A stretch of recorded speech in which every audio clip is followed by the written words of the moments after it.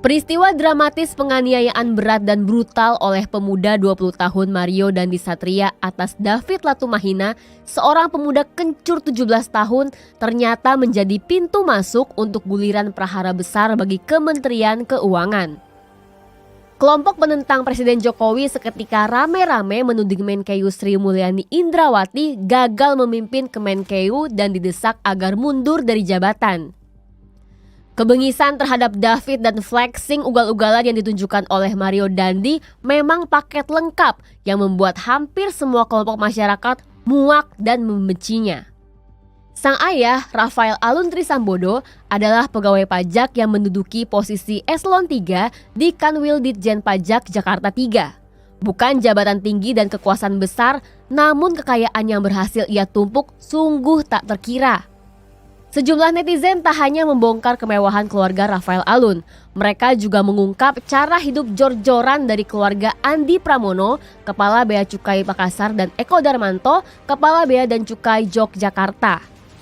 Tak lama kemudian, cara hidup super mewah Nyonya Kepala BPN Jakarta Timur Vidya Piscarista juga muncul ke publik. Menkeu Sri Mulyani tidak tinggal diam. Rafael Alun Trisambodo diperiksa, dicopot dari jabatannya, dan dipecat. Kasus kriminalnya kini sedang ditangani KPK. Begitu halnya dengan Kepala Bea dan Cukai Makassar serta Yogyakarta juga dicopot dan kini diperiksa bersama sekitar 60 pegawai pada Kemenkeu lainnya yang juga ketahuan punya masalah disiplin. Selesai? Belum. Badai besar juga bergulung-gulung setelah Menko Polhukam Mahfud MD menyebut adanya 160 pegawai Kemenkeu, umumnya dari Ditjen Pajak dan Ditjen Bea Cukai, simpanan uang mereka di berbagai bank, mencatat pergerakan tak wajar alias transaksi mencurigakan yang nilainya sampai bernilai 300 triliun rupiah. Langsung geger, gelombang cemooh dan kritikan langsung menghambur ke wajah Menkeu Sri Mulyani Indrawati. Bahkan sempat muncul ajakan stop membayar pajak dan desakan agar Menkeu mundur dari jabatan.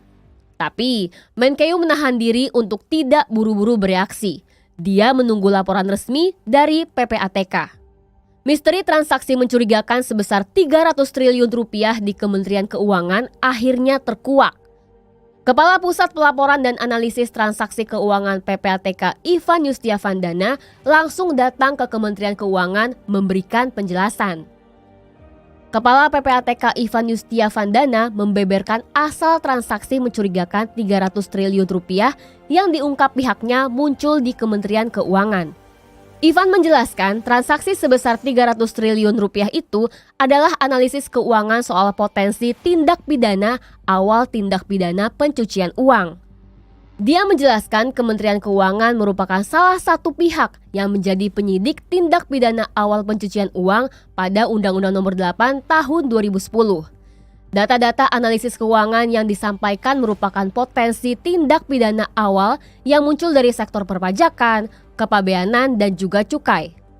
PPATK menyampaikan ke Kemenkeu setiap kasus yang berhubungan dengan kepabeanan dan perpajakan. Kepala PPATK mengatakan data-data yang diberikan soal potensi transaksi 300 triliun rupiah tadi bukan mengenai adanya korupsi di Kemenkeu. Dia kembali menegaskan data transaksi 300 triliun rupiah yang disampaikan itu adalah potensi tindak pidana awal pencucian uang yang harus ditindaklanjuti Kemenkeu sebagai pihak penyidik sesuai dengan Undang-Undang Nomor 8 Tahun 2010. Jadi, ini bukan tentang adanya korupsi yang dilakukan pegawai Kemenkeu. Ini karena posisi Kemenkeu sebagai penyidik tindak pidana di kepabeanan dan perpajakan yang menjadi wilayah kewenangan Kemenkeu. Ivan mengakui dari total potensi pidana awal tindak pidana pencucian uang itu ada juga yang menyeret pegawai Kemenkeu. Namun jumlahnya tidak besar dan langsung ditangani dengan baik oleh Kemenkeu. Maka dari itu PPATK membantah bahwa transaksi yang mencurigakan tersebut merupakan aktivitas dari pegawai Kemenkeu seperti yang sudah beredar di publik. Mengapa Pak Mahfud tak coba melakukan koordinasi dengan Menkeu atau pihak lain yang mampu merinci dan memberikan gambaran lebih clear soal data transaksi ini? Mengapa ia begitu buru-buru memainkan bola panas dengan data yang tak cukup kredibel? Langkah gerusak-gerusuk Pak Mahfud ini patut disayangkan. Menkeu Sri Mulyani jelas diperlakukan tidak adil di sini. Bola panas tiba-tiba dilempar kepadanya. Segala hasil kerja keras Sri Mulyani dan jajarannya seperti hendak dikubur. Faktanya, kapasitas fiskal pemerintah Indonesia dalam 2 tahun terakhir ini sudah 2 kali lipat dari capaian pemerintah sebelumnya, termasuk penerimaan pajak dan cukai. Terlepas soal kehadiran kaum parasit seperti Rafael Aluntri Sambodo dan kawan-kawannya, masih banyak karyawan pajak dan bea cukai yang bisa diandalkan. Selain itu, Kemenkeu bersama Bank Indonesia juga berhasil menjaga rupiah stabil, bahkan menjadi currency paling tangguh di Asia di tengah gejolak mata uang dunia di sepanjang 2021-2022 lalu. Selain itu, inflasi juga terjaga.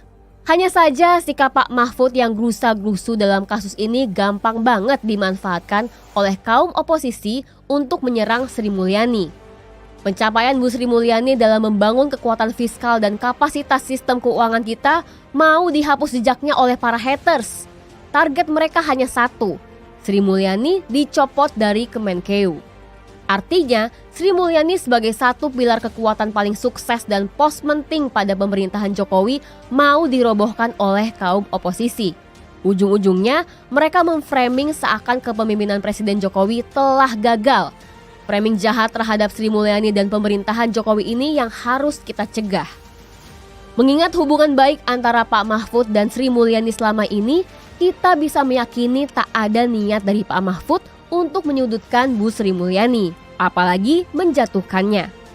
Mahfud MD dan Sri Mulyani adalah 2 menteri di kabinet Presiden Jokowi yang dikenal berintegritas tinggi dan berprestasi.